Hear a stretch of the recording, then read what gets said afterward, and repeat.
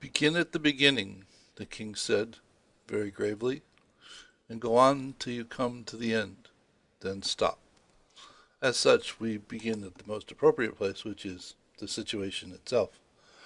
Though what we want to do is we want to state this situation as we perceive it warrants attention in as succinct a definition as possible, because it's the starting point for effective problem solving. Though there are things that we want to make sure that we don't do.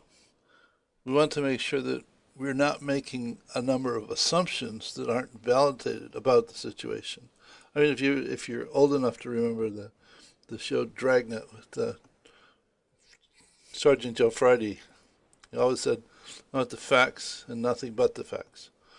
So here we need to define the situation and just the situation, and not make assumptions about the situation. And I'll say more about assumptions in the next segment. But we don't want to talk about the interactions that we believe are responsible for the situation. At this point, we don't want to confuse different aspects related to the situation. We simply want to come up with a description of what the situation is that we believe needs attention. We don't want to propose potential solutions to the situation, just the situation itself. We want to investigate those trends over time that seem to have led up to the situation being what it is. The idea is that if we identify the appropriate trends over time that lead up to the situation, hopefully when we get into subsequent stages, it will help us identify what's relevant and what's not. As I said before, everything is connected, and if you don't find a way to focus on relevance, you end up overly confusing the situation that you're trying to deal with, because you include lots of things that really don't need to be there. And it's also appropriate to identify what you perceive as the implications of this situation should you actually not do anything.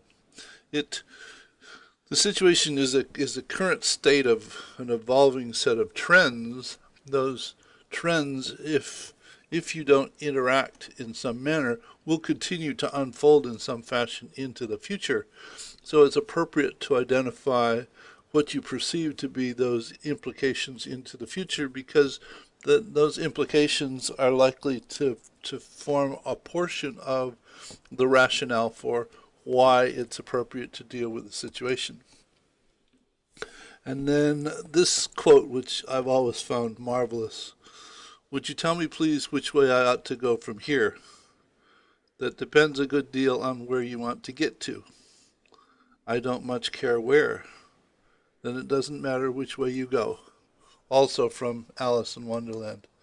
It's appropriate to identify what you perceive to be an ideal alternative to the current situation.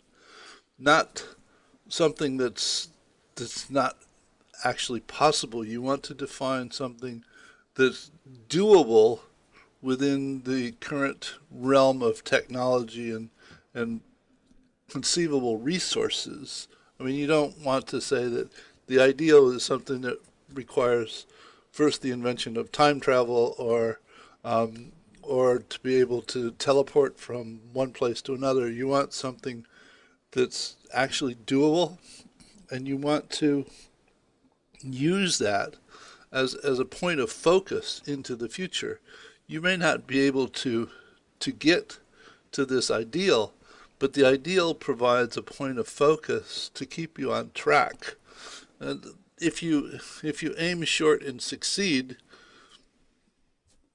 you actually don't end up creating the future that you could create if you had a more ideal alternative that you were striving to accomplish.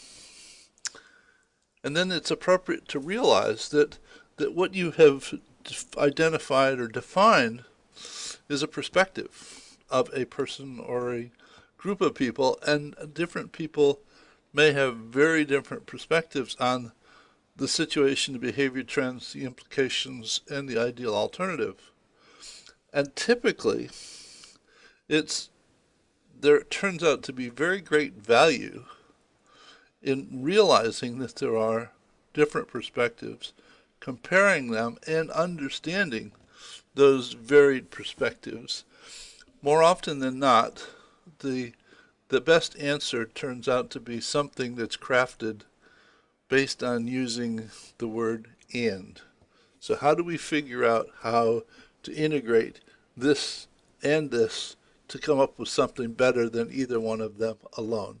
So this is a perspective on the situation, and the assumptions, behavior trends, and ideal alternative will be elaborated in the subsequent sections. So I'll see you in the next video. Bye.